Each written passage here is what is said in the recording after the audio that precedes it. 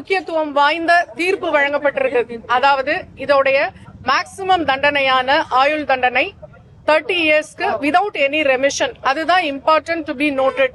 Without any ரெமிஷன்னா அவர் அந்த ஆயுள் தண்டனையை முழுவதுமாக அனுபவிக்க வேண்டும். வேறு ஏதாவது ஒரு காலகட்டத்தில் சிறப்பு சலுகைகள் எல்லாம் அவருக்கு வழங்கப்படாது அப்படிங்கறது அதோட சிறப்பு.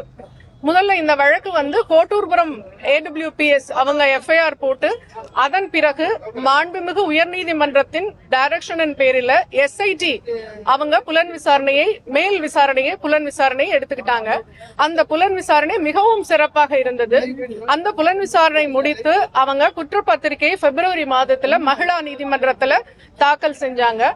அதன் பிறகு மகிழா நீதிமன்றத்துல வழக்கு விசாரணை ட்ரையல் ஆரம்பிச்சது. ஏப்ரல் 23ஆம் தேதி பாதிக்கப்பட்ட பெண் முதன்முறையாக ஏறினாங்க. அதன் பிறகு மே 23ஆம் தேதி ஆர்கியூமெண்ட்ஸ். சோ அந்த வழக்கு விசாரணையை எவ்வளவு துரிதமாக நடத்தினோம் என்பது இதுல இருந்து உங்களுக்கு புரியும். இதுல 11 குற்றச்சாட்டுகள் அவர் மேல தொடுக்கப்பட்டிருந்தது. அந்த 11 குற்றச்சாட்டுகளுக்கும் எவிடன்ஸ் எப்படி கொடுத்தாங்க அப்படின்னா, அரசு தரப்புல வாய்மொழியாகவும் ஆவணம் பூர்வமாகவும் ஃபாரன்சிக் ரிப்போர்ட் அதாவது அறிவியல் பூர்வமாகவும் எல்லா குற்றச்சாட்டுகளுக்கும் தகுந்த எவிடன்ஸை நீதிமன்றத்தில் சமர்ப்பித்தோம். அந்த எவிடன்ஸை நீதிமன்றத்திற்கு திருப்திகரமாக இருந்ததனால்தான் இன்றைக்கு இவ்வளவு பெரிய முக்கியத்துவம் வாய்ந்த ஜட்ஜ்மெண்ட் இன்றைக்கு கிடைத்திருக்கு. இதுல ரொம்ப முக்கியமா கருதப்பட வேண்டியது, எல்லா விட்னஸஸும் மிக அருமையாக அரசு தரப்பிற்கு சாட்சியை நிரூபிக்கக்கூடிய வகையில அவங்களுடைய எவிடன்சஸ் இருந்தது அப்படின்றத நான் சொல்லிக்கிறேன்.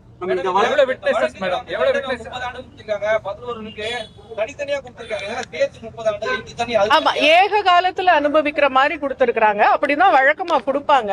அந்த 11 குற்றச்சாட்டுகளுக்கும் என்னென்ன தண்டனைன்றது தனித்தனி விவரம் கொடுத்திருக்காங்க. அதுல ஹையஸ்ட் இந்த ஆயுள் தண்டனைன்றதுனால அதை மட்டும் மென்ஷன் பண்ணேன். தீர்ப்பின் முழு விவரங்களை நான் படிக்கல, நான் படிச்ச பிறகு சொல்றேன். இதுதான் அது மேக்சிமம். இந்த குற்றச்சாட்டுக்கு மேக்சிமம் பனிஷ்மெண்ட் இதுதான், இது வழங்கப்பட்டுள்ளது. அதை தாண்டி விதவுட் ரெமிஷன், அதுதான் அதுல ரொம்ப சிறப்பா பார்க்கப்பட வேண்டிய விஷயம். விதவுட் ரெமிஷன்னா எந்த ஒரு சலுகையும் அவருக்கு கிடையாது. எந்த ஒரு நன்னடத்தை காரணமாக வெளியே வர்றது இதெல்லாம் எதுவுமே கிடையாது. ஆயுள் தண்டனையை முழுமையாக அனுபவிக்க வேண்டும். ஏற்றுக்கொண்டது.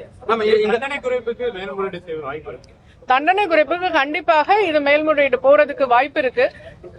அதை நான் சொல்ல முடியாது, அது அக்யூஸ்ட் தான் முடிவு பண்ணணும். அது தவிர ஒரே ஒரு விஷயம் நான் தெளிவுபடுத்தணும்னு நினைக்கிறேன். இன்னொரு நபர் இதுல சம்பந்தப்பட்டிருக்கிறாரான்னு நிறைய டிபேட் அதெல்லாமே நான் பார்த்தேன். அதுல நான் தெளிவுபடுத்தணும்னு நான் நினைக்கிறேன். முதல்ல எங்களை பொறுத்த வரைக்கும் அந்த அக்யூஸ்டுடைய போன் தான் வெப்பன் ஆஃப் த கேஸ். அந்த போனை ஃபாரன்சிக் எவிடன்ஸ்க்கு நாங்க அனுப்புறோம். நீதிமன்றம் மூலமாக ஃபாரன்சிக்கு அனுப்பப்பட்டு அந்த போன்ல என்னென்ன விஷயங்கள் இருந்தன, அதுல அவருடைய சோசியல் ஆக்டிவிட்டிஸ் என்னென்ன, சோசியல் மீடியா எதெல்லாம் இருக்கிறாரு, வேற என்னென்னலாம் அதுல இருக்கு அப்படின்னு சொல்லி எல்லாத்தையுமே அந்த ஃபாரன்சிக் அனாலிசிஸ்க்காக அனுப்பப்பட்டது. அதுல குறிப்பாக அந்த சம்பவ தினம் 23ஆம் தேதி அந்த போனுடைய நடவடிக்கை என்ன அப்படின்னு ஃபாரன்சிக் லேப் அனலைஸ் பண்ணி அந்த போன் பிளைட் மோட், அதாவது ஏரோப்ளேன் மோடுல போடப்பட்டது அப்படிங்கறத FSL ஃபாரன்சிக் சயின்ஸ் லேபரட்டரி ரிப்போர்ட்டாக ஆவணமாக நீதிமன்றத்தில் தாக்கல் செய்துள்ளது. அந்த சம்பவ நேரத்துல சம்பவ நாளன்று அந்த போன் ஏரோப்ளேன் மோடில போடப்பட்டிருந்தது என்பதை ஆவணபூர்வமாகவும் அந்த நிபுணர் வாய்மொழி சாட்சியாகவும் நீதிமன்றத்துல சொல்லிட்டு போயிருக்காங்க. ஒரு பாயிண்ட். செகண்ட் பாயிண்ட் என்ன நான் சொல்லணும்னு நினைக்கிறேன்னா, அது அவனுடைய phone Airtel sim.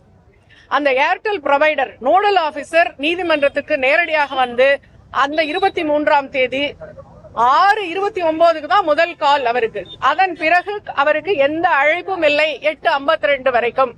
8:52க்கு SMS alert அவருக்கு கிடைக்குது. என்னன்னா மிஸ்ட் கால் அலர்ட் கிடைக்குது. சோ இவரு இந்த காலகட்டத்துல ஏரோப்ளேன் மோடுல போடப்பட்டிருக்கிறார் அப்படிங்கறத ஏர்டெல் ப்ரொவைடரும் தெளிவாக நீதிமன்றத்துல எடுத்துரைத்திருக்காரு. இதையும் தாண்டி இன்னொரு விஷயமும் சொல்றேன். 358 BNSS படி இஃப் சப்போஸ் ஒரு பர்சன் அதுல இன்னொருத்தர் இருக்கிறாரு அப்படின்னு நீதிமன்றம் கருதினால் நீதிமன்றத்திற்கே அதிகாரம் உண்டு அவனையும் இணைத்து குற்றவாளியாக்கி விசாரணை நடத்தலாம்னு. இப்ப கொடுத்த எவிடன்சஸ் எல்லாம் நீதிமன்றம் திருப்தியுற்றதுனால தான் ஒருவர் தான் இதுல குற்றவாளின்றது தெள்ளத் தெளிவாக நிரூபிக்கப்பட்டதனால்தான் இவர் மேல நீதிமன்றம் நடவடிக்கை எடுத்து இந்த தீர்ப்பை இன்றைக்கு கொடுத்துள்ளது.